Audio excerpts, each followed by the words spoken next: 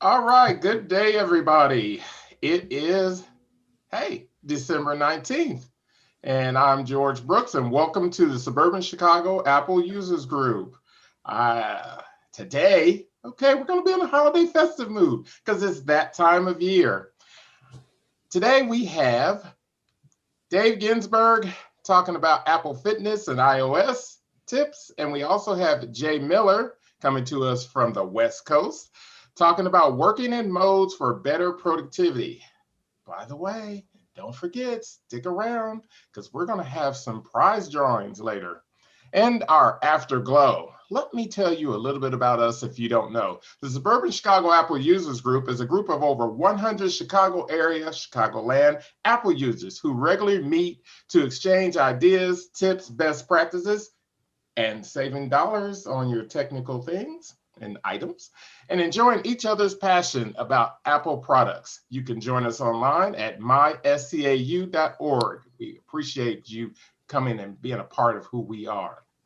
Just want to remind everyone to keep your microphones muted when you're not speaking. If you have a question, please place it in the chat and we'll call on you to address your question at that time. So let me kick it off by introducing our President Dave Ginsburg, who has over 20 years of experience as an IT professional. He's been a subject matter on everything Apple iOS. He participates in several podcasts and has his own podcast, In Touch with iOS. We are fortunate to have Dave today to talk to us about Apple Fitness and other iOS tips. Here's Dave. Go ahead, take it away, Dave. All right, thanks, George. Welcome, everybody. So what I'm actually going to talk about today is we're going to talk about what was just released this past week, iOS 14.3. I'm going to go through a few of the things that were added and new, which includes Fitness Plus. We'll wrap that up towards the end of my presentation and go through what Fitness Plus has to offer as well. Let me go ahead and share my screen here, and we will bring my iPhone up here so you can see it. Think everybody could see that? If you can confirm, please. Yes, sir. We can see it. Great. All right. So like I said, iOS 14.3 just it was officially out this past week, and there was a lot of new things that it added. And I wanted to touch upon a couple of the notable ones that really happened, that were released here. So the first thing was out there, and you probably heard this term. It's called privacy nutrition labels.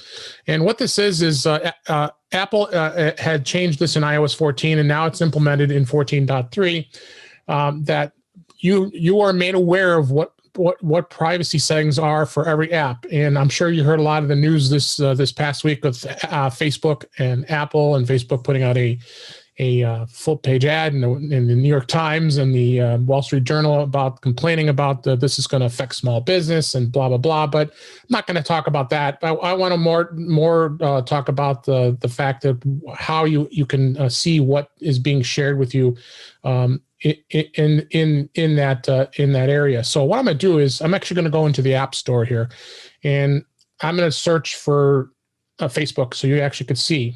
And you could search any app, and the app will have the privacy information in here. And you scroll down here, and you scroll down to here's what each app's going to have. Each app here is going to have its app privacy down here, and the details are going to be below here. And this is going to be mind-boggling for you because you start scrolling through, looking what Facebook does.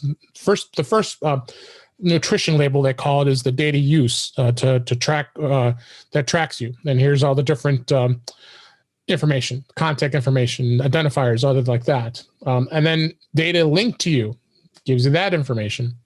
Then it keeps going on, and you can actually go in here and learn more just by tapping learn more, and it'll tell you more about the privacy. So it gives you the information of what is being shared. So as you see here, Facebook shares a lot of information. So you're going to get, when you install an app for the first time, the developer is supposed to have it implemented. So a pop-up is going to come up and say, this is what is going to be shared. Do you want to allow it, or do you not want to allow it? So be aware of that this information is in here on, and this information is all in here. And here's actually the details. And this is, I'm just going faster. I mean, look at all the stuff that you share with Facebook if you allow it. it just keeps going and going and going and going. So be aware of that. This is a new thing that was added, and I commend Apple for providing us with privacy options when it comes to that. So so that's privacy nutrition labels. Now, the other thing that was added, and they talked about this earlier this year, called app clips. And what app clips were small little bite-sized clips that allowed you to be able to get to an app without having to actually install the app. I'll give you an example. If you go to Maps, let's say, and if you want to search for Panera Bread, I did this earlier, so I have it already here. So if you notice here, we're on the map, and you notice down here, this says order food, right? So if I tap order food, what this is going to do is this is called the app clip, and it opened up the order right from Maps, allowed me to be able to now get to Panera Bread, and I'm going to be able to actually order. This is making me hungry just looking at some of the stuff on here. I'm actually going to be able to order something from Panera Bread right from Maps. So that's an example of what app clips could be. App clips also could be something like a QR code that is actually being like, let's say you go to a parking spot and there's a QR code to pay for parking. You'll be able to scan that QR code and it would open up an app clip. So that's there as well. It's pretty cool to see that they've added this feature in here, and really a cool new feature they've added. So next thing that we've got is we've got Pro Raw. Now, what Pro Raw is for camera. On the iPhone 12 Pro and the iPhone 12 Pro Max, they've added RAW. And what RAW is really high-end computational photography in the sense that it's going to allow to take really high-end pictures. I'm not going to get into too much detail what that is, other than I wanted to make sure that you were aware of what that they've added here. So if you go into the camera, and you can go into settings here, you actually can go in and turn on Pro Raw and be able to get that taken care of. Now, I've already got Pro Raw enabled here, so if you go into the camera here, get a picture here. If you see here at the top, there's a button here.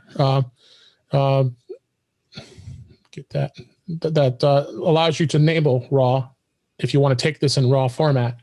And what this is going to do is this is going to allow you to take that picture in high-end with a high-end photo. The photo is going to be very large, though. Be aware of that. So if you are taking RAW, it's going to be at a minimum 25 megabytes per photo. So that's going to be something to be aware of as well. So another feature, but of course you have to have a 12 Pro or a 12 Pro Max in order to have Pro Raw available. And again, Apple announced this when iOS 14 was released. So next feature that was added was proximity controls for the HomePod.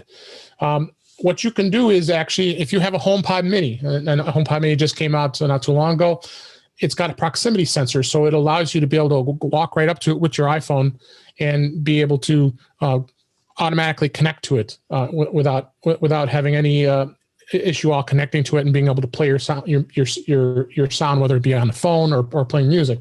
In order to get that in place, you have to actually go into settings and go under general. Let me go back in here, and then you go into AirPlay and handoff. So if you see here, there's a couple of settings here. Transfer to HomePod. So when you're playing in media, you have this turned on. And there's also another setting in here, automatically play AirPlay to TVs. You can set this to ask or never. And then this is handoff in itself. This has been around for a while, where it allows you to hand off something from one device to another. George, do we have any questions so far? No, sir, we do not. Okay, thank you. So that is the proximity controls for the HomePod. I actually opt to turn it off only because the fact that I have a HomePod Mini sitting on my bedside, and it kind of gets a little annoying when I go set it into the charger for the night and I want to listen to some music to put me to sleep. It automatically transfers to the HomePod Mini. So, but buyer beware when it comes to the transferring to HomePod. But for the most part, people who have HomePods minis around their house, very easy to transfer right to it just by walking right up to it in proximity. So shortcuts. I'm not going to get too much detail as far as what shortcuts are. Everybody's kind of aware of what shortcuts do. That allows you to be able to create short, quick ways of being able to send things through various ways of opening programs. And what would happen is whenever you would open up a shortcut, it would automatically open up in the shortcuts app. So it would be a slower process. So what Apple did is they've created stealthy format where whenever you open up a shortcut, instead of it opening up the shortcuts app, it's actually going to bring up something here. I've got this shortcut I've got on my display here called Open Settings. If I tap this is what a shortcut would normally do. It would open up something. Now you're going to see just the menu in itself and allows you to be able to open it up very easily without having to go into the shortcuts app to get to it. So that's one thing. Another thing they added. And then in the TV app, and this applies on the iPad, the iPhone, as well as on the Apple TV. You notice that now you would normally go in here and watch now, and you'd be able to see what you have available to you. If you're not an Apple TV Plus subscriber, you probably won't see this. But down here, you have originals, or on the Apple TV, it's going to actually be a tab that says TV Plus, as well as on the iPad. So if I tap originals here, this now brings it automatically to the TV Plus content. So it's much easier to get to. So it comes when it comes to that. That's and that's a good thing because it makes it a lot easier to get through this. So, all right. So that is the TV Plus app.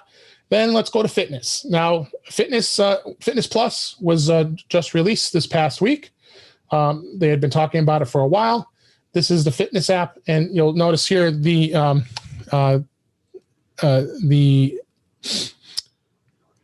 Fitness Plus icon is going to be visible here in the Fitness app in itself. Okay, and this is laid out in such a way where it has all the different types of videos and all the different types of workouts you can do. It's got all the trainers that were hired by Apple to allow you to be able to do training. At the very top here, you see these are the different types of exercises that you can do, where it be HIIT, which is really high intensity workouts. You have yoga, you have core strength. You can do things that are on the treadmill if you're cycling, rowing. So they've really broken it down to all kinds of different types of workouts. The great thing here is the fact that it does have for beginners. So if you're going to be doing any exercises for the first time, it does give you the option to start going through some of these videos. So if you go into the videos here, here's all the information as far as what's in here. So let's say you want to actually look at one of the videos here. You go into a video and it's actually going to go through. This is actually going to be a beginning workout that you can try out for 10 minutes. Now it says here, let's go, or you can also do a preview. So if we tap preview, it'll give you a preview of the video, and then it shows the videos. And you can see the high quality videos, how really high end quality the videos are. So very, very cool into the way they've done this. So it's really a well laid out system. And the one thing is with the service, it is $9.99 a month, but I believe you can get a 1 month free trial, so you can try it out. If you decided to go into any of the Apple bundles, the Apple One bundle, the Premier plan for the $29.95 a month, the Fitness Plus app is included with it. So that's a great thing. So, and Dave, we have questions. We do have a comment here in the chat. Ed, yes. Ed and Becky, you want to unmute and make your comment? Go ahead, Ed, Becky.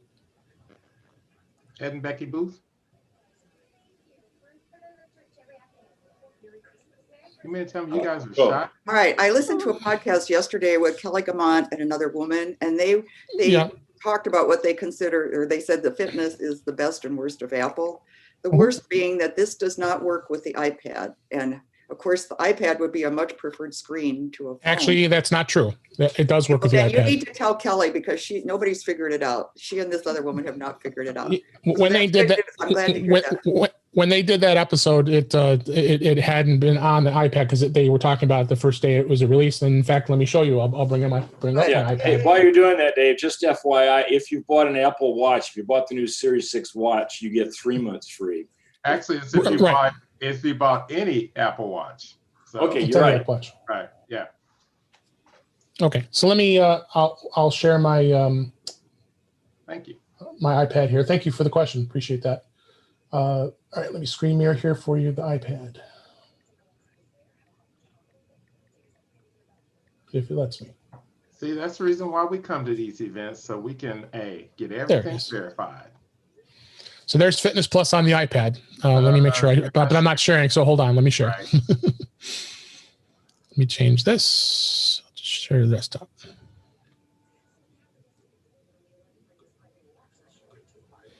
Okay, you should be able to see both the iPad we can see. and the iPhone. So it has Fitness Plus on here as well. I was that was a good segue. I was gonna actually tell you that the Fitness app was not originally installed on the iPad, so you had to actually go and download it. And at very first, when you were listening to the Mac Observer's Daily Observations podcast with Kelly Gamont, it was Charlotte Henry too. The app hadn't been readily available on the first day of launch, and then later that day it became available.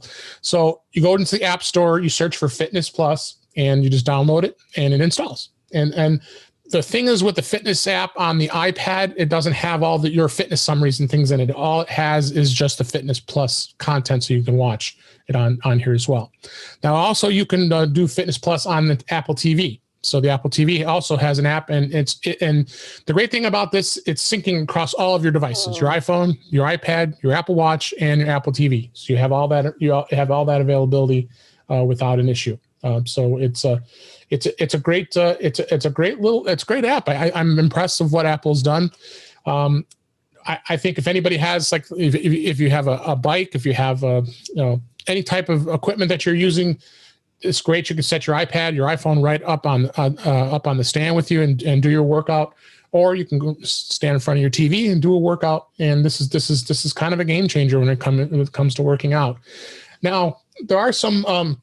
There was an interesting thing. If anybody's not familiar with Lifetime Fitness, which is probably one of the bigger health clubs out there, they signed up with Apple in the sense that anybody who has a Lifetime Fitness membership is offering offering Fitness Plus for free as part of their membership. So you won't have to pay. You're paying enough as it is for your health club membership, of course, when we get back there. But you're also going to be able to do your own workouts using Fitness Plus, being at any of the equipment, whether it be a treadmill, elliptical, anything, and being able to do this as well. So I found it to be a very interesting to see that they're doing that and allowing that as well. Also, if you decide, if for some reason, if you ever wanted to be able to download any of the videos for offline viewing, you can. I don't know why you would need to be, especially if you're on your iPhone. And it doesn't really take up too much, but you can if you want to and download them as well. Another neat thing that they added was the fact that any of these workouts do play music. Let me just tap one of these here on the iPhone here. If you look down here, this is a workout with yoga with Jessica, it says. But you notice here with Apple Music, it has music playlists in each workout. So it's going to play each one of these songs during the workout. And you also can go in, and if you like this playlist, you actually can go in and tap listen into music, and it'll bring you into the music app and allows you to be able to listen to this. Of course, you have to be an Apple Music subscriber in order to see the playlist. But if you're just a Fitness Plus subscriber, you will be able to listen to these songs during the workout. So I thought that was a neat thing too. George, we have any questions? Yeah, we do have one question. Randy, if you'll go ahead and unmute and ask your question. Yeah, I just have a comment about that app Clips that you talked about a little while ago. I think it's wonderful that Apple has done this because now we don't have to install these apps just to use one feature, like your example with Panera Bread. I don't have to install Panera Bread app on my phone just to do an order from them. So I think that's great because if you're an infrequent user of the service, you don't have to install the app. You can get by with just using that clip, which is a really neat feature, I think. So Yeah, no, thank you. And a good example of that too is like I said, there's some of those parking services are out there. They will have QR codes on signs. You can walk up to the sign, scan the QR code, and just opens up an app clip that brings it to either to the web or to maps or anything, and just do your thing and not have to have that installed. So and here it is. I'm just bringing the maps up here on the iPad, and I'll just show it again. Now, as the tech miser in me, I will bring this up, okay? There is an advantage by actually having the full app because the full app will give you notifications about deals. Well, sure. That's the one thing. So you got, if it's a business that you, of course, want to get information about on a frequent basis, but otherwise, it's really good to actually just use the clips. So here's an example on the iPad. It actually is even cooler looking. In fact, see what it did was it brought up a little app clip right here on the screen here, and there's Panera Bread. If I want to order now, I just tap open, and then it's going to open this up right within the app clip. And same thing happened. It looks like it's actually in a iPhone orientation. So, but they did integrate it with the iPad as well. Okay, and that's all I've got as far as the Fitness Plus. We can open it up to any. We got a few extra minutes here. We open up to any questions about iOS, any issues with your iOS devices. Do we have any questions? It looks like Mike Eisenberg has a question. And Mike, if you want to go ahead and unmute and ask your question. Hello, can you hear me? Yes, sir. Hi, Michael. Just wanted to make sure I've been having. Hi, guys. I'm sorry, I've been having computer issues at my end. I apologize. No worries. So I've noticed over the years that when I do a spotlight search on iOS, whether it's my iPhone or my iPad, that if I type in music looking for Apple's music, it never pops up. It never gives me that as an option because whether I'm lazy or just prefer to do it this way, when I want to call up an app, I just like to swipe down, type in the name briefly, and then have that just pop up. Yeah. And every time I type in music, for Apple Music or whatever it's called at that time, it will never show. But Amazon Music will show or something else will show, but never as any of the options. So if you swipe down, type in music, I never get that option. Like I'm showing on my screen now on both the iPad and the iPhone. Yeah, I mean, did you just do that? Because all I did was I swiped down on the iPhone, and I just start typing in music. And every time I do, nothing happens. Do you have any other music apps besides Apple Music? Not that I'm aware of. So So for instance, I just typed MUS, as we're starting music, and I get Amazon Music. If I type it all out, music, I don't even get that. I mean, I just find that weird. Yeah, I'm not you've stumped me. I don't know. I don't know. And lucky me, it's just me. I know that there is something in the settings where you can exclude some stuff, and from the search, you can exclude or include. I wonder if that might be it. Let's see. So Apple Music, join Apple Music, so purchase me, just download music, cellular data. I don't see anything here. No, I think it's in the like Siri search or the search for on the device. Let's check. Now, other suggestion, Michael, I could give you is I don't know when's the last time you've done a hard reset or a full reset of your iPhone. Well, I'm on the lease program, so I literally have a new. No. This is just like a reboot. It wouldn't affect your phone. So the way you would do that is, which phone do you have? The iPhone 11 or 12? 12 Plus Max. 12 Plus. Okay. So the way you do it is, and I'll show this on the screen here.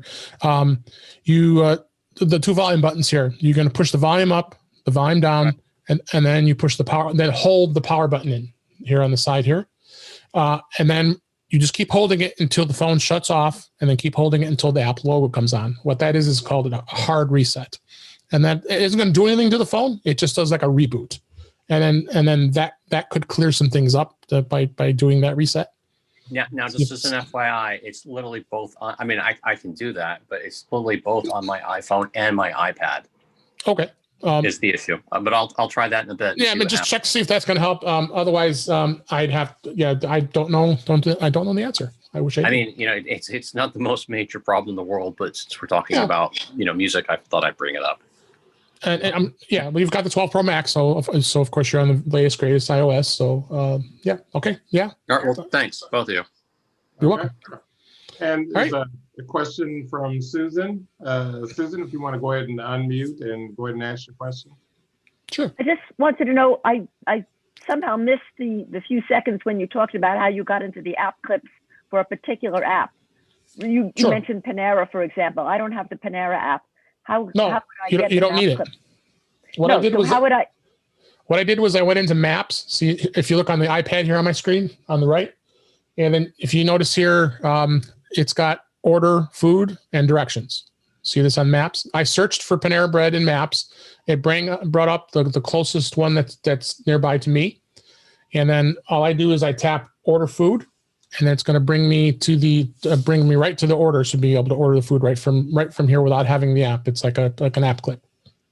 Got it. So you started from Maps. That was the little bit I missed. Okay. Yeah, that was one of the ways. The other way is as things progress, if you're out and about when we are again, you will be able to use a QR code and take your iPhone and be able to scan that QR code, and it would bring an app clip open in that sense. And a good example is like if you're parking somewhere, like Spot Hero is probably going to have it, or one of those parking services where you don't have to have an app. You can just scan it and open it up and do it that way. Thanks. All right. You're welcome, Susan. Thank you. Thank you for asking a question. And any other questions, George? Looks like, well, Frank was saying about contacting Apple about the issue that Mike had. Also, what Joseph Tate was talking about, there's a setting. Joseph, if you want to go ahead and unmute and go ahead and make that comment about these. Who was that? Let's see. Joe. It was George mentioned that there's a setting about including apps in the Siri search, and that is true. You go to settings, and there's a Siri in search, and then each app can be included or excluded. In Siri search, yes. This was Spotlight. The fellow that was saying his music didn't come up. The setting in settings and Siri and search might have been not checked or unchecked or whatever. Right. This is it here. Yeah. This is for Siri and search. You could check. Yeah, you could check in there, Michael, to make sure everything's turned on. Here's Siri suggestions. You bring this down. That's a good question. Mike, have you actually tried doing a search, asking Siri and see if Siri finds your Apple Music? Wonder if Siri will find it versus you typing it. Well, I'm looking at Siri right now, and I'm looking, going down the roll of many or too many apps I have on the phone. I'm looking for music. Here is music. I clicked on music.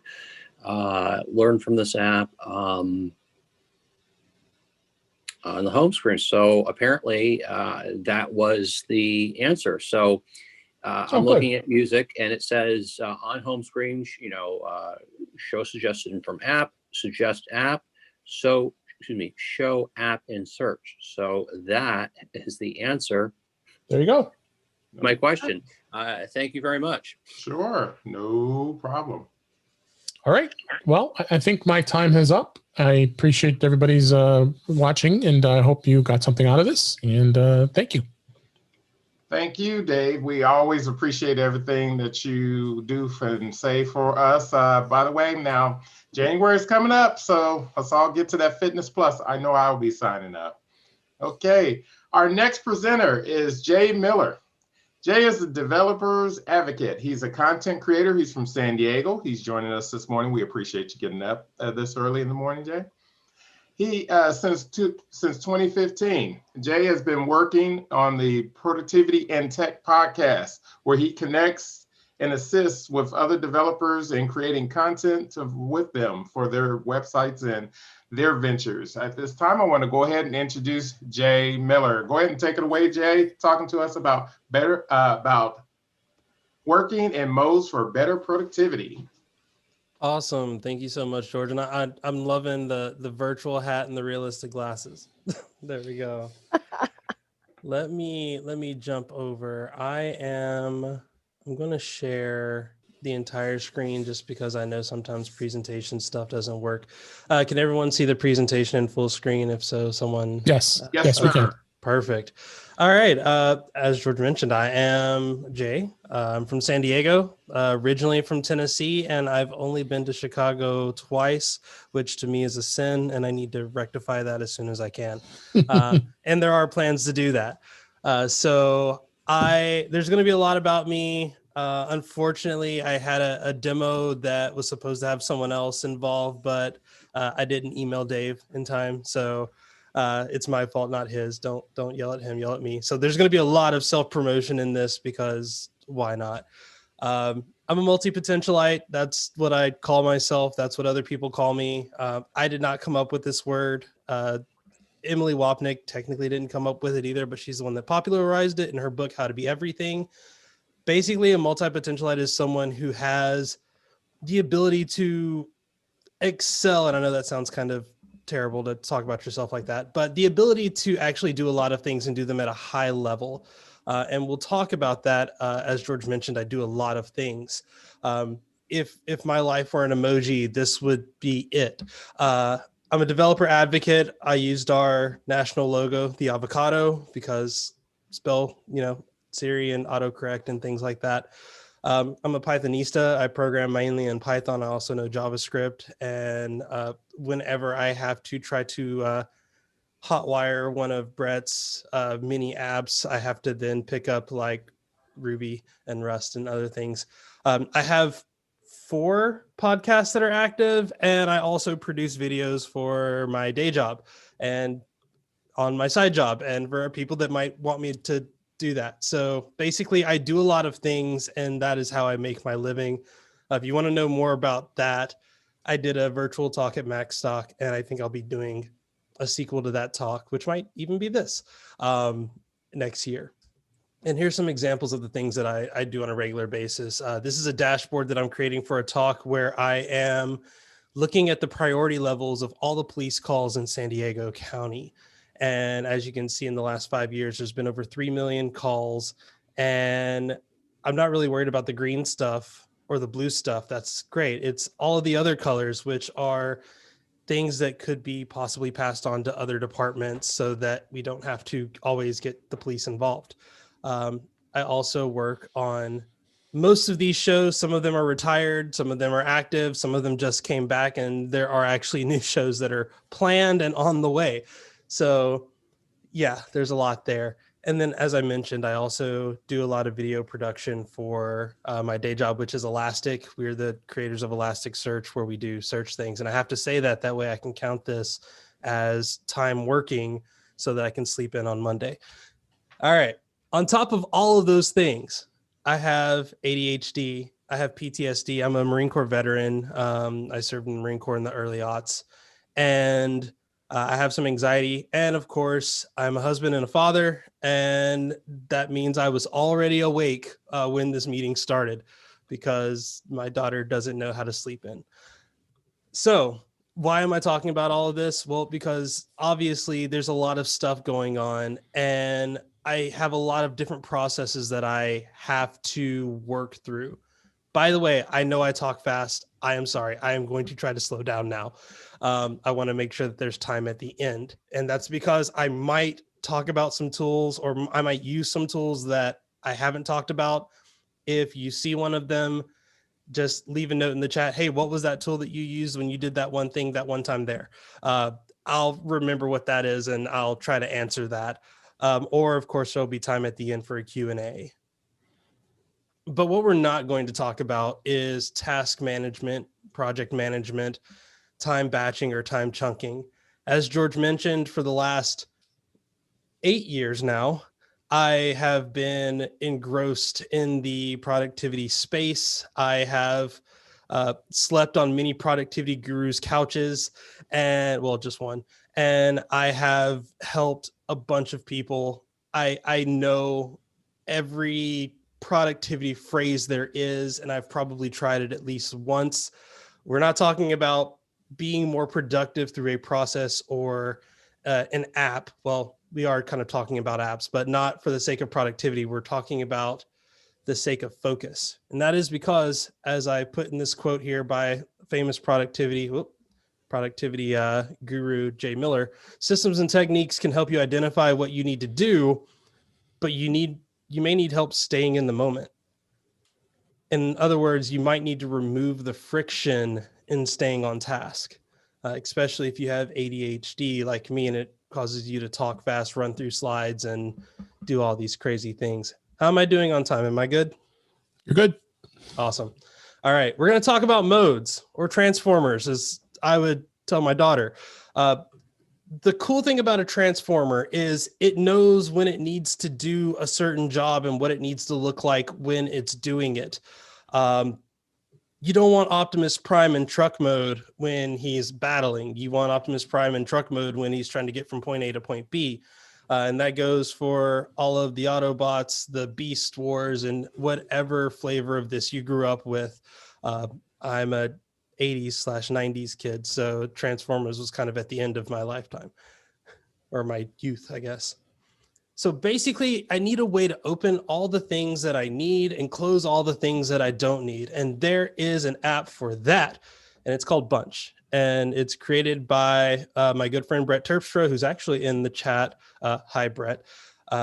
It allows you to use text-based rules in an easy-to-learn language to control applications and different settings on your computer.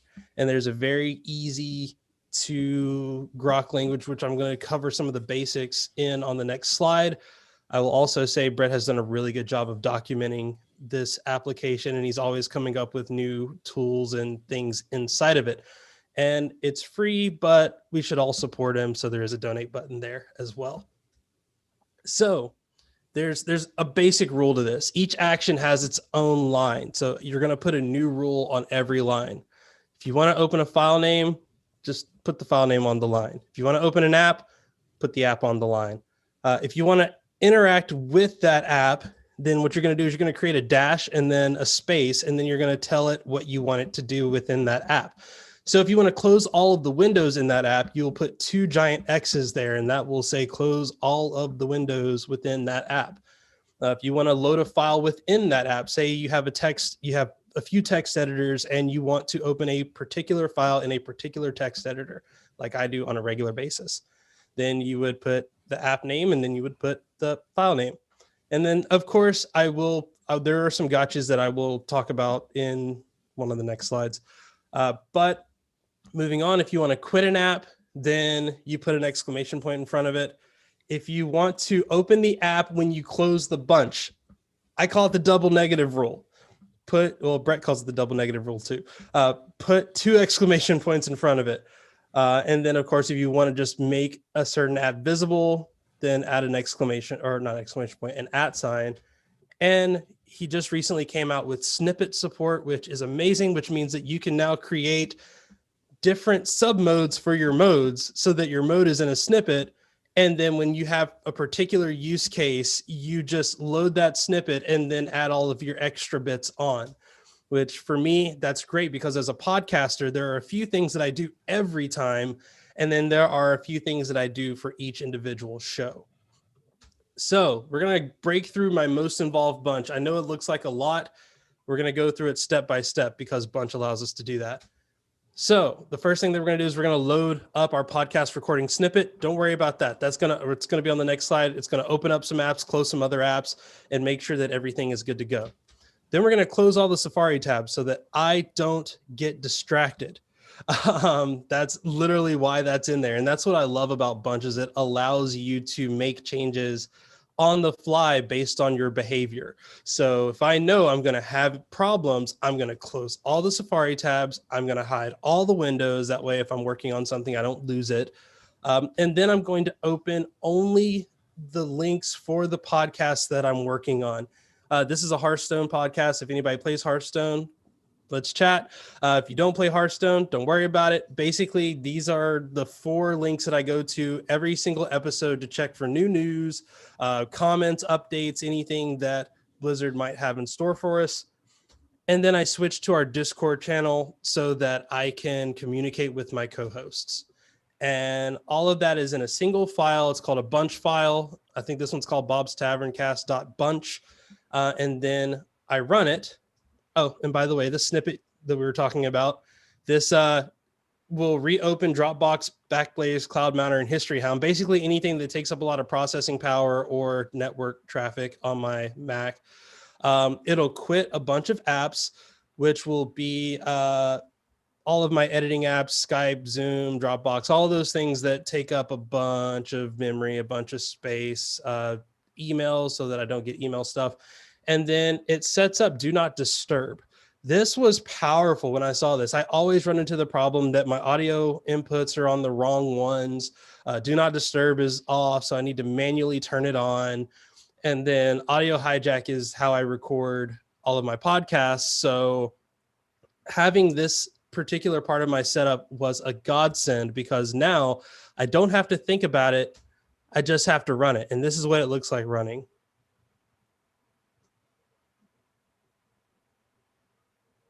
And by the way, I was using Alfred for that. And then I created the Alfred workflow for Bunch, which I can make available. It's kind of buggy, but it kind of also works. So as you can see, like I had a bunch of stuff open before. Now I have Discord, which is great. And then I have all of the different URLs right behind it. And I didn't close any of the other applications that I didn't want to close. As you can see, I still have plenty of applications open on the side. And then of course, just like opening a bunch, you can close a bunch. And that's where, as I mentioned here, it would reopen all of those tools, Dropbox, Backblaze, CloudMounter, and History Hound. All Jay, right. we actually have a couple of questions here in the chat. Okay. Luke, if you want to go ahead and unmute and ask your question.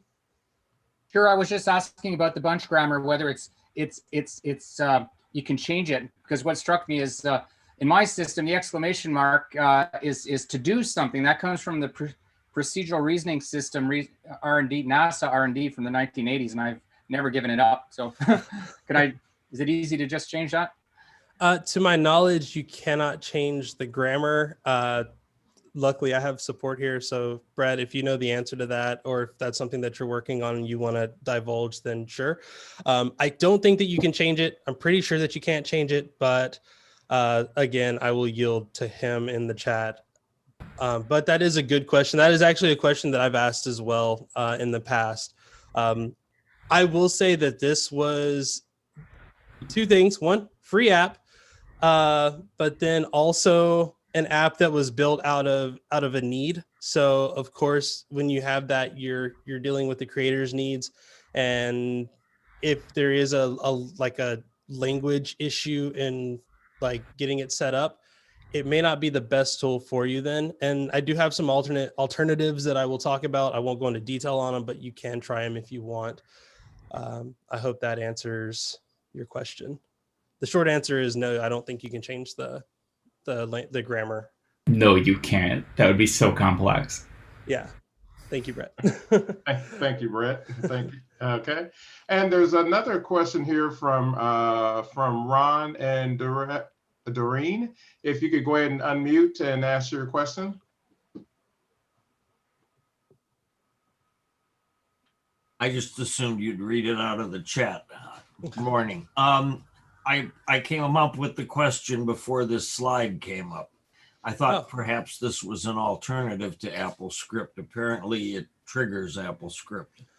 So whatever Jay wants to elaborate would be fine. Yeah, I will say I am not the most educated in the behind the scenes of what is Bunch doing. From what I have been able to glean, Bunch behind the scenes is calling Apple scripts and maybe some system commands to manipulate these apps on the fly. And there's some good things about that and some bad things about that, which I will talk about in a second. But yeah, you can use AppleScript. What I've learned with this is if I'm doing something in AppleScript that says load this window, load this document, open this page, close this page, something like that, I feel like Bunch is kind of a starting point for me. And then if I need more power, you can actually run AppleScript commands within Bunch. So there is a lot of power involved in that. And that's one of the things that I kind of left out because it gets a little complex and I haven't used it as much. But Bunch will actually allow you to run AppleScript scripts or commands. You can also run terminal commands as well, which I have done before. And I will say is absolutely amazing. As a programmer, I'm often writing things and I want them tested. So before I start programming, I switch into that mode. I have it go to the folder that I want it to go to and immediately run tests so that I can see what's broken and focus only on fixing the things that are broken, not introducing more bugs. All right, so we're going to talk about staying in a mode. And this is where we kind of jump off of Bunch. Like I said, I'll kind of come back to it when we go to our demo, but staying in a mode, another quote by another famous productivity guru, which was also me, deviation is an invitation for distraction. Anytime you have to deviate from the plan, what you are doing is allowing your ADHD brain to get excited. And sometimes that's a good thing. Sometimes that's a terrible thing. So in terms of staying in a mode, I actually rely on another tool, and it's called Hook. And it is by the team over at Cogsci Apps. I don't know if Luke is in the chat. I know I invited him. He might be. That might have actually been Luke talking. I can't see. So yeah, it allows you to store connections in place so that you can call them and recall them as needed. So here's actually an example of my Hook that is connected to your website, the myscau.org site. In my mind, I said, okay, I'm going to be talking about Bunch. I'm going to be talking about Hook. So let me add those to this file. So if there's any questions, I can just jump to it really quick and find it. I know David is in there. So let me just add his Twitter account in case I have any questions. I can send him a quick tweet. If someone asks me for the flyer for this event, again, I just kind of go to that flyer. I hook it up to the main page. That way I don't have to remember this really long URL there because WordPress does what WordPress does. I can just say, hey, go to the home page, open up my Hook file, and boom, there's my poster. There's the flyer there. And of course, I can go to the Twitter account for the group. And I'll leave these up in case you want to copy any of these down. Actually, there's going to be a slide deck. I'll have this available to you. So I had a really hard time writing slides on how to use Hook. So what I'm going to do is I'm actually going to show you. And I'm going to do that by showing you the process of how I do prep work for one of my podcasts. So let me put my mute button down and go into the danger mode here. So let's duck out of here. And I've actually deleted my Bunch for my podcast research, and that's okay because there's not a lot. And that's what I like about Bunch is sometimes you can do a lot of things with very little lines. So I'm just going to recreate it really quick, and we're going to call this podcast research. You might see me cheat a little bit. Sorry. VVI is just my custom alias for my text editor, which is in a terminal because old school like that. So we're going to do two things. And actually, I'm just going to copy this because I always get this messed up. I'm just going to copy this in, and then I will explain it. All right. So, boom. All right. So this is going to be my music that I'm listening to while I am preparing for this podcast because I need music. MV Ultra another tool that I can't talk too much about. At least I don't know if I can or not, but it's another tool that I use. It's a great text editor. I use it to collect all of my notes and documents. You should totally check that out. And then I open the folder that I want to open there. I can't figure out quite how to go into a particular folder by default, but doing this little command here will actually just open up the navigator, so then I can just make one click and I'm there. And then at the very end, when I'm done practicing, when I'm done doing all of my research, I can just leave Safari open because it's going to have my music playing. I want my music to keep playing even though I'm done researching. So let's just add this. And then I'm going to go into Bunch and do podcast research. And we should see, okay, we got the open there. I don't know if y'all can hear it, but there's some music playing.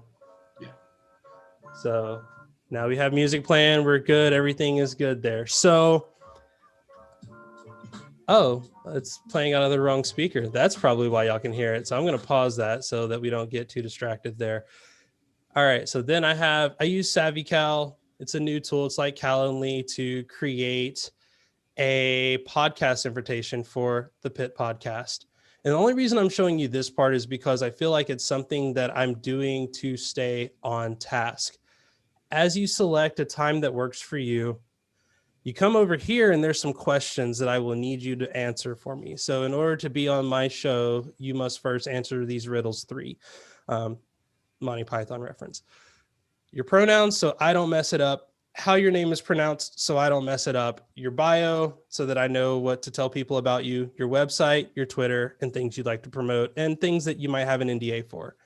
So if you fill that out, I will eventually get an email.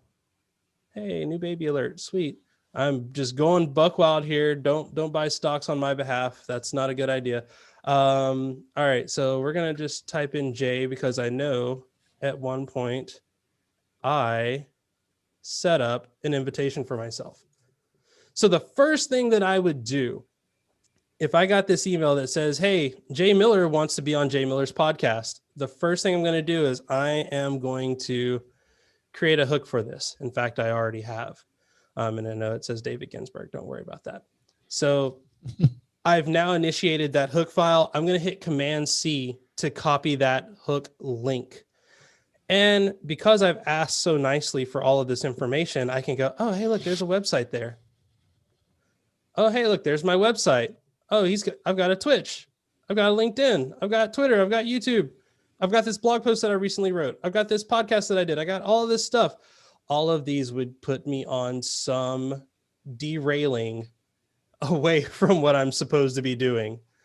And as you can see, I've just gotten into the habit of just throwing everything in a new tab because otherwise I will get distracted. So first things first, I've already got my hook file going, right? Oh, see, I've already got a hook set up for myself So if I wanted to add this, I would just hit, Command V. It's already in there. Then I would go to my Twitch account, do the same thing. I'm activating hook, by the way, with Shift Command Space. I think you can change that. I don't think that's the default. You will definitely need to look at hook as an app. It's up here in the menu bar. It's right there. And Bunch is actually right there as well. Menu bar tools. I love them. Anyway, so I would just go in and then Command V to add that. And same thing with LinkedIn. If I knew how to code my website properly, same thing for my Twitter account. I would go in there. I could see, oh, hey, there's an event. I want to add that event. So it's like, oh, let's talk about this event on here. So I would add that. And then I would go to my YouTube channel, add that, do a bunch of stuff. Oh, did not know that those were on there. Cool. Well, that's cool. Anyway, so as you can see, all of this stuff that I would normally be doing, I would just start adding to this hook file. And then at the very end, this is the cool part. I would go back, well, not to here. I'd go back to the first page. Let's close that. Let's open here. I have all these hooks here. If I hit these dots and I say copy all links, I'm going to go back to MV Ultra, go to my podcast notes. I'm going to go make one for Jay Miller. and I'm just going to paste all those links in. And now I have all of the things that I want to talk about inside of here. And I don't have to, I can now just, just close all that. Like, I don't need that anymore. I can close my email. I don't need that anymore. I can actually see all of these links, and I can just go to them on my leisure. Normally what I would do is in MailMate, I'd actually copy that first email. And from there, I would go and I just paste that email in too, because I've pulled so much information already about, for this show as my prep. So let's just go here. Boom. And then I might, just come and clean this up a little bit, which is easy enough. Like, boom. So I've kind of already got like my preloaded notes up ready for the show, so that whenever Jay Miller comes in to chat tomorrow, I can go, oh, hey, I got your pronouns. I know how to say your name. I have your bio here. I have your website. And then I have a list of things that I want to talk about already, things that have piqued my interest so that we can dive in on. And to me, that's the power of Hook. As you notice, I didn't get distracted. I didn't have to jump and go, oh, let me read this blog post. And if I wanted to, that's fine. I just add another hook to it. And then I just keep going. And I actually kind of got this idea from one of Brett's shows, Systematic, in that I noticed as he would bounce from one idea to another, it seemed very like, this reminds me of this other thing. Let me pull that up. And that's how my brain tends to work when I'm preparing for a show. It's like, oh, you know what? That reminds me of this one thing here. And I got so tired of talking about it in the middle of the show, having that conversation and just being like, darn it, what was it? Oh, well, I'll find it later and look it up and then add it to the show notes at the end and then try to do some crazy podcast retcon magic. So to me, this was a much better way for me to stay on task and not have to get confused or lost or distracted.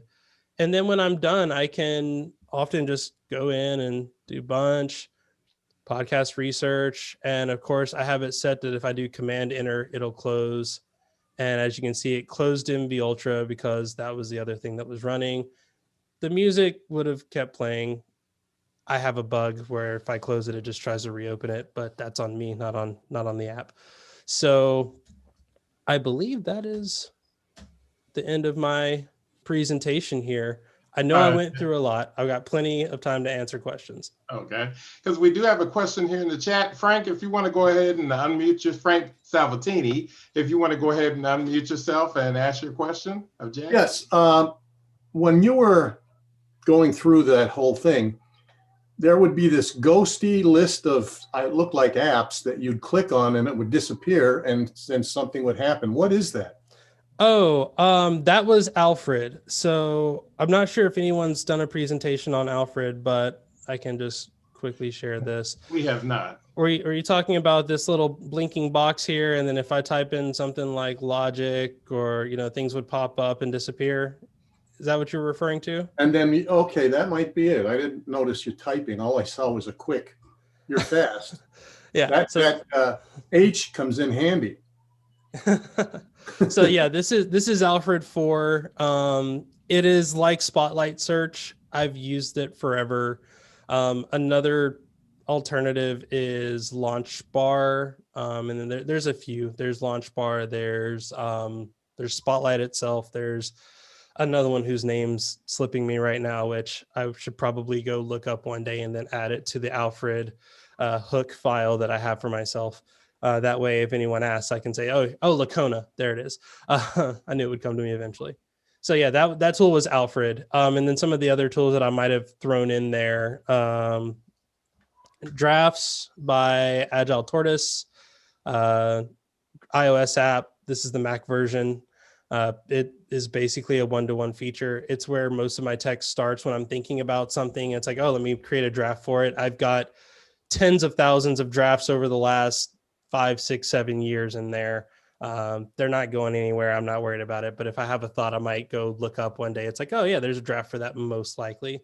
And then I think the only other thing that I used was my terminal, which is I use iTerm, and I have custom, set up for that. And that's enough nerding and showing off my nerdism. So other questions? Let's see here. It looks like Luke had a comment and about Luke, if you want to go ahead and unmute, as you said. Oh no, I was just remembering which one. Sorry, the Butler or the PRS? I don't. I was just going in comments there. No, not a question. Oh, okay. Any more other questions? You guys are quiet today. Jeff, Jay, if you stick around to the afterglow, I'll tell you why there's no such thing as ADHD. Okay, I would have to. I don't know about that. That makes me not want to stick around. I feel kind of worried, but no. All right, no questions. I know that. So I will say that Bunch and Hook are one of those tools that if you are not in the Mac space as much, it may seem like overkill. Why do I need an app that will open a bunch of other apps based on a text file? I spend probably 18 hours a day at my Mac. So anything that I can do that reduces cognitive load so that I can come here and give presentations like this. I used Bunch probably 5 times, like a day, just preparing for this. And then I definitely used Hook probably 50 times in just planning it. As you could see, I think right now I probably have I think there's probably 15 different hooks. Where do you find Hook? Let me get that for you. And actually, this is where I have to. Oh, never mind. Hookproductivity.com. This is why you reach out to the people that make the tools and say, "Hey, do you want to come in here and answer any of the questions that I can't answer?" So hookproductivity.com is where you can find Hook. I will say I have gotten into the habit of using hotkeys for everything. Both of these tools have they both actually have command line options, but they also have menu bar apps as well as dock apps. So you can use those if you don't want to have to remember 15 different hotkeys. There's a comment in the chat from Celeste that says, "I love the idea of actively managing ADHD. Too many people think they're multitasking when they're really distracted." Yeah, 100%. And I have done this to myself. As I mentioned, I do a lot of things.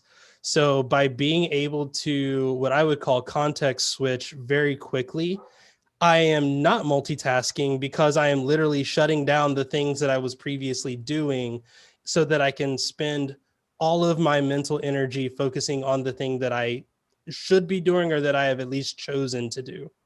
Mm-hmm.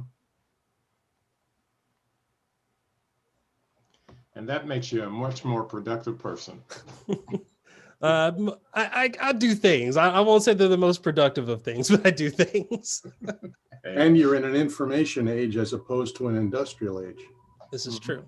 So having what you have is probably a genetic improvement on a new species. I like to look at it that way. So do I. It's AAHD, double AHD, attention abundance. Okay. Disorder. All right. So if there's no more questions for Jay, we're going to, by the way, you can, Jay will provide us with some more information with his deck he was speaking of. That'll be posted in the community. You can reach Jay online at kjgaymiller.com and also productivityintech.com. He's also on Twitter because that's how Jay is, right, Jay? Yeah. If you want to find me, KJAY Miller is where you can find me on most things. If you want to email it. If you want to link it. How do you find Text Expander? That is textexpander.com, I believe. Yeah. Smile Software. Yep, Smile Software. Not sponsoring this, but sponsoring many of the other great things that I know that David's working on. Yes. Yep. Okay. Thank you again, Jay. We appreciate all the information you helping us with that. Okay, now the time that everybody's been waiting for. It is that time. It's that time of year. It's time for us to give you some holiday cheer. And with that, I'm going to turn it over to our president, Dave Ginsburg, about the prize drawings. Go ahead, Dave. Okay. Yes, we're in the holiday spirit, and I want to thank all of our members for all the support you've done this year. And we thought, as the board had approved and decided, we wanted to offer a raffle of some gift cards for Apple. So you can use this Apple gift card at the Apple Store. You can Apple Store online. You also can use it in iTunes and the App Store. They've changed these gift cards so they can be used everywhere, not just one place. So what I'm going to do is I'm doing a random drawing. I've got the random number generator here, and we got random picks here to. And I'm going to pick each person, and if I call your name, you're going to win. And I'm going to email you a gift card for Apple. With that, so let me do the first drawing here, and I'm drawing the first number, and the first winner is Elizabeth Fisher. Elizabeth, congratulations! You've won a $25 gift card for Apple, and that's what we're going to be giving out to everybody here as I announce each person's name. The second winner. Thank you. Yeah, you're welcome. And so the second winner, let's pick the number here. Casey Saponis. Casey, you have now won a $25 gift card for Apple. Congratulations. Oh, awesome. Thank you. You are welcome. And third winner, let's pick the number here. Diane Sinwitz, you are a winner, and you've got a $25 gift card. Let's see. Let's pick our fourth. Go ahead. I'm glad I won. Thank you. Yes. Yeah, I am. And let's go pick our fourth winner. Random number here. Picking Ed and Becky Booth. $25 gift card. Congratulations. And let's go and pick our fifth winner here. Fifth winner is Elda Stone. Congratulations. Woohoo. Welcome. And our sixth winner, Jeff Shiley. Oh, Jeff, great. you are a winner. Yay.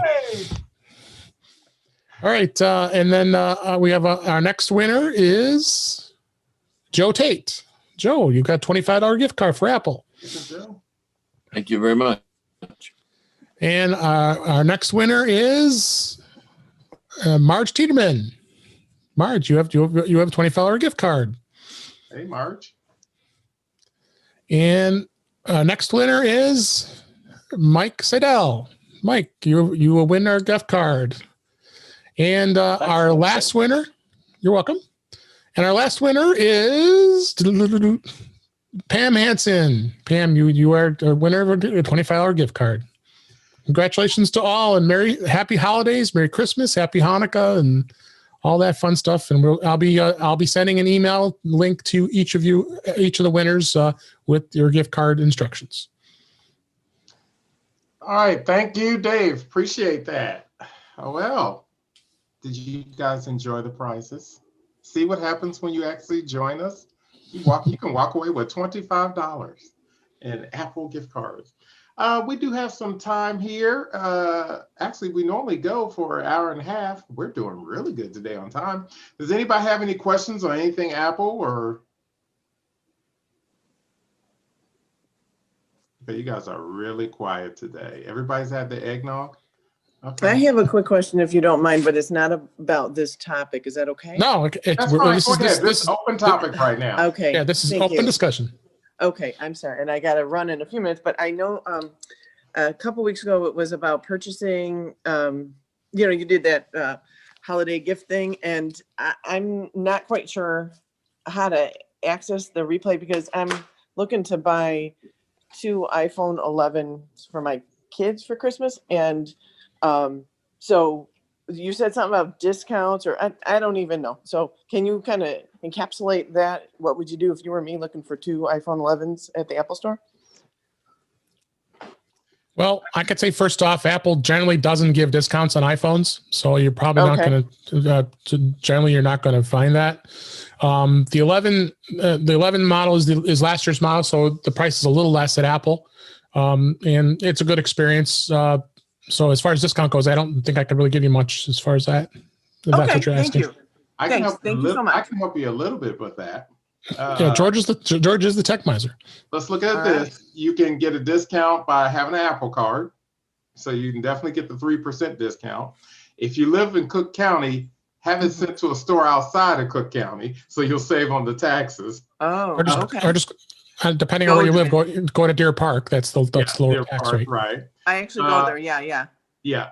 Also, depending upon your employer, some employers actually have agreements with Apple where they have Apple stores.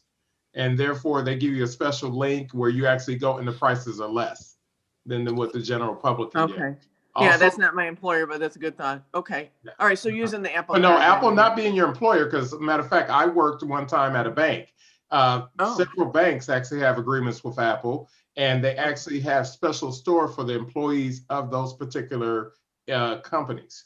So check with your company, and some companies actually have what they call perks for employees as a benefit of being an employee with that company. They'll have a discount code that you actually click on, and it takes you to a website that you can get discount on Apple items. Because that's how I was able to actually purchase my app. And this is from an actual special Apple store coded for the particular employer. Hey, Which your George, employer would actually don't forget to mention the military discount. If Yeah, anybody- that was, yeah, there you go. Go ahead, Ed. Go ahead and talk about that. Well, I'll tell you what, if you're a military, active military, or a veteran, Apple has a 10% discount, and it applies to new stuff as well. So it's a really great deal. You can just, you have to go to order at apple.com and then look at the bottom, and it'll say military and veterans, and it'll give you the information there. But it's a great deal. Okay. Does that work on the phones? Yes, sir, it does. Okay. You gotta say, well, it's based on what Apple says, okay? Because they may change things, and of course it's the holiday season. But go to the different stores, and you'll see the different prices. But yeah, it's worth a little bit of investment. Jennifer, you might try your provider, your cell phone provider, who also has Switch. One's free, I think, if you switch. There's a bunch of ads on TV about how they're going to give you this or that, and that might work out for you on the budget end. I've seen a lot for T-Mobile. They've been doing a lot. Yeah. And by the way, Apple offers educational discounts to students and teachers. Yeah, not for the question. Now you have not for the iPhone and education. Not for the iPhone. Yeah, we have taken advantage of that to get our MacBooks. But okay, this is very helpful. Thank you so very much. You're welcome. No problem. That's what we're here for. Users helping users. Happy Christmas, friends. Thank you. Thank you. Happy holidays. Ed and Becky, you were asking about Big Sur? Yeah, I'm just on the cusp of upgrading, and I noticed there's been some discussion of late about people who I really don't understand it, but it has to do with the version number. Apparently, the release version was 15.0.1. I'm sorry, 11.0.1. Right. And then there was some other concern about if somebody's got to have experience about it. I'm just in confusion about it. And then I guess the current one, there is an 11.1. Right. I can answer that.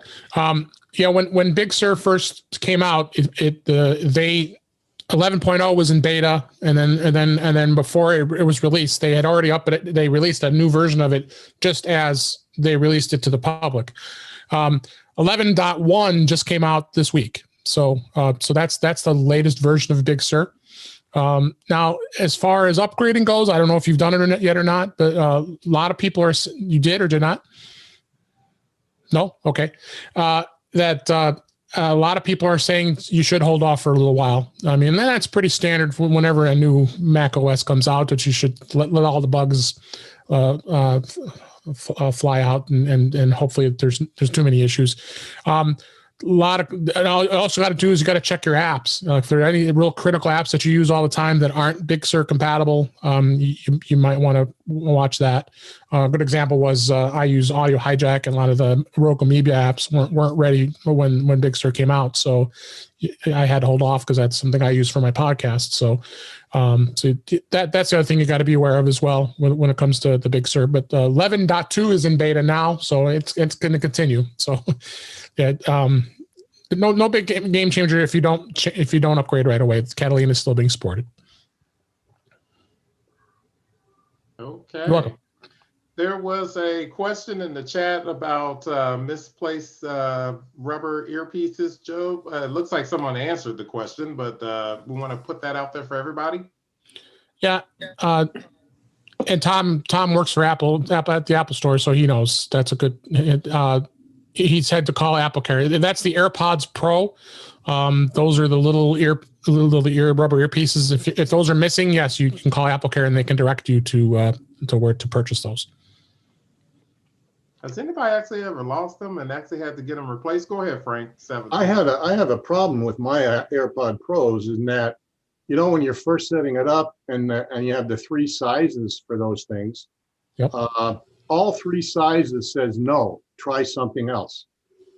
I couldn't get any closure like that, and I can't get any that stay in the ear that well.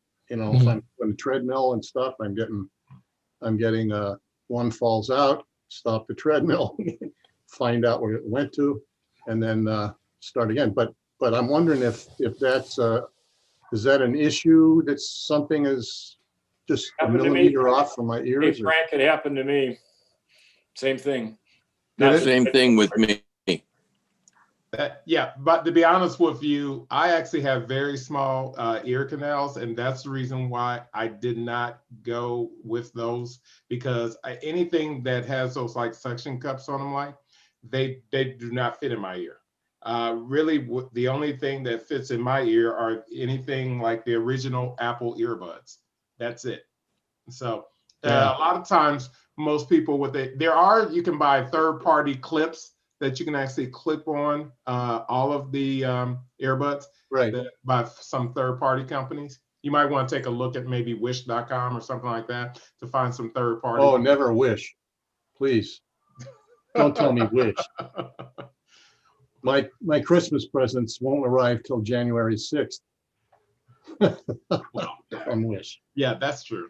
But yeah, you might want to try the third-party clip-on add-ons to make. I'm going to do that. In your ear. That's the reason why I was like, well, there's 2 reasons why I didn't go with the AirPods. Number one, of course, with the price. I am very hard on those things. That's the reason why I go for the $12 ones from Target, because if I sit on them or I lose them, it's only $12. So that's because I've noticed I'm very hard on headphones. But that's me. So, Tom?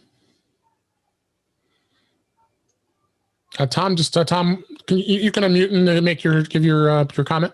That's Tom Wicklund. Tom Wicklund. Hi. Yeah, sure. Comply makes these wonderful ear tips, aftermarket ear tips. They're kind of a memory foam. They fit in your ear really great. They come in 3 different sizes. They seal better, I think, than the original ones, and they stay in your ear really well. Oh, Comply. Thank you, Tom. Would you have to put a link in the community? What's that? Sure. We appreciate that. Sure, I'll do that. Sure. Tom, what's that again? Everybody here is a part of the community, because that's where you get that extra information. And if you're not a part of the community, that means you're not a member of the Suburban Chicago Apple Users Group. And you could go to myscau.org and actually sign up and become a member of this great community of individuals. And you could win possibly a prize too. Hey, George. Yes. Let me tell you about something I discovered after I tried the ones. These do not do noise canceling, but they're $50 full price. Beats. And if you can see what's going on here, maybe I pull back a little bit. Put them over your head like that. They're the things are magnetic when they're together First of all, they don't fall off. Second of all, they shut the audio off. Put them in your ears. If they fall out, they don't go anywhere. $50 Beats. Love them. Apple Store. At the Apple Store, yeah. Okay. And those who have gift cards can buy those. Yeah, you get 20. Hey, those won the gift Yeah. cards. It only costs you 25. Gift card winners, it's now $25 a piece. That's right. Thank you, Ed. That's it. There you go. Beats. If you can put the link in the community for those are Beats Flex. Oh, okay. Y'all still have not beat me in my $25 ones.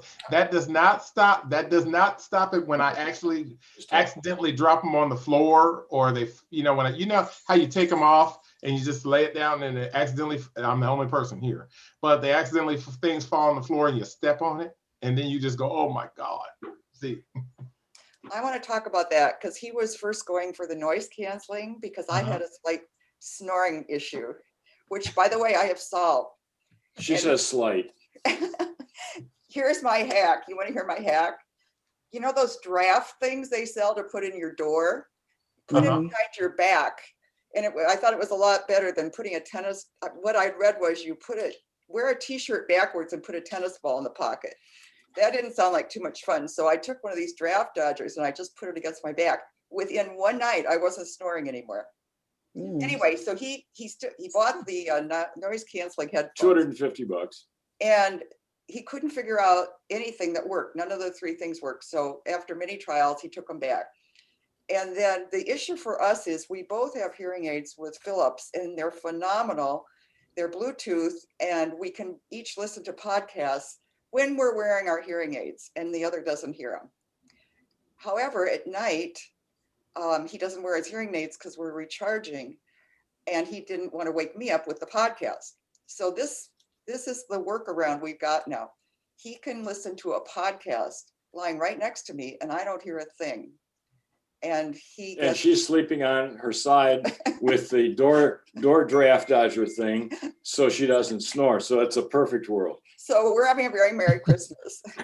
And if anybody is interested in hearing aids, and it's really interesting, these are absolutely phenomenal. We got them at Costco, and they were brand new. Nobody had ever really sold them to anybody before. That was a year ago, June. We have gotten such negative feedback from most people who don't want to, even though they need hearing aids, they know somebody who hated them or had feedback and all this stuff. I would just say, open your minds and find out what's new, because the technology is absolutely phenomenal. What's available now. Yeah, they're Bluetooth connected. We answer our phones on them. It's great. End of commercial. Yep. Huh? What? What you say? You need them, George. Thank you for that additional information. We appreciate it. You just never know what you're going to find out when you come to one of our meetings. That's right. Any other questions? Any other thoughts? Yeah, go ahead, Frank Petrie.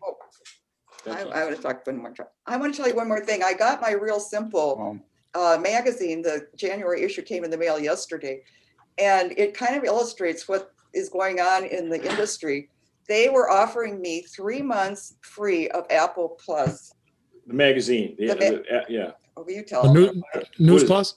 News Plus, yeah. 3 months free if you're a subscriber to their magazine. And that's only one of like 500 magazines. So maybe if you worked it right, every 3 months you could use another 3 month free subscription. I don't know. Oh, well, that's not a bad deal. Frank, you had a question. I saw you put your hand up. You had a question, Frank? Yeah, no, I just wanted to tell people about a product. I was having problems with tips as well. Of the dozens of times I tried, the perfect fit thing, only 3 times did it ever come back saying it was fine. And then I'd run it again, it wouldn't work. So I found online a lot of people were using memory foam, but a lot of people were complaining that because the memory foam was black, it would mix in with the wax in their ear and it would turn a putrid green. So I found a product from a company called Chargen. Chargen. And what they did is they built the inner thing like on Apple, you know, and it lets out the air pressure and stuff. They wrap that with memory foam, but then they wrap that again with silicon so you can clean them off. And it's like you just sort of like roll the thing, put it in your ear with the stem sticking out forward, then twist them down, and everything is dead silent. Wow. I mean, I've been listening to the new McCartney album. The other night I was listening to, a whole bunch of stuff. Movies. It works great with the spatial audio. How do you spell that, Frank? CHARJEN. I think it's chargenpro.com. Yep. I'll put it in the chat. But yeah, they're amazing. I'm using them now, and I've got weird side ears. They're mutant. One ear is the size of the Lincoln Tunnel. The other canal is the size of a mouse hole on a skirt board. I didn't know we had so many audio files in our group. I mean, you guys are really into this audio stuff with the headphones. Elda had a question about Big Sur. She wanted to unmute and ask. Hi, yeah, I noticed on the specifications for Big Sur that my laptop, which is an early 2015 MacBook Pro, was not listed. So does that mean I should stay away from Big Sur completely? Yep. It won't. If it's not listed, that means it can't be upgraded. So you won't have it. Won't let you. Okay, because I keep getting notifications from Apple saying that I can upgrade. Now, you had the 2015 MacBook Pro? Yeah, the early 2015. I think that's on the list. I was just looking. That is on the list, yeah. My daughter. I think that's okay. I thought it said late only, but I think the Pro part. I think it goes to like 2013 MacBook. Yeah, I was gonna say Pro. I have a 2014. It's still supported. okay, maybe I'm just misreading. I think the key is Pro. I think MacBooks may not be, but Pro it would be. Okay. Yeah, it says 2015. Yeah, the MacBook Pro, it's late 2013 or later. So yeah, your machine is it's the MacBook that's 2015 or later. Thank you. Okay. Hey, Frank, I had a question. Those memory phones that you were talking about, that's something that you add on to your AirPads, or they're their own device? Those are actually they're their own device. You buy the tips, and just as you would like change the tips on your AirPod Pros with Apple, it's exactly the same. It's just that now what you have to do is, instead of just having the silicon in the air, you have the memory foam in between the whatever you call that inner thing, then the memory foam, and that's finally wrapped with the silicon, so you can clean them off real easy. There's actually Dave put a the link is in the show in the I'm so used to saying show notes. It's in the chat. Yeah, they also have the straight foam ones if you want and stuff. Okay. We're 2 minutes to the end, so here I'm going to actually close this out and we'll start our afterglow. Just wanted, for those of us who are watching this on the recording and not live, shame on you, should have been here live with us, because it's always a good time because you can always ask any question tech related or Apple related. Our next meeting will be January 9th. The iOS SIG is off in January. By the way, did you guys realize it's January? It's going to be a whole nother year. By the way, the photo SIG will be January 20th. They'll be talking about photo editing. Just want to let everyone know that there will be a survey coming out after this meeting. Please fill that out because your feedback is very important to us as far as doing programming for you. Okay, I just want to say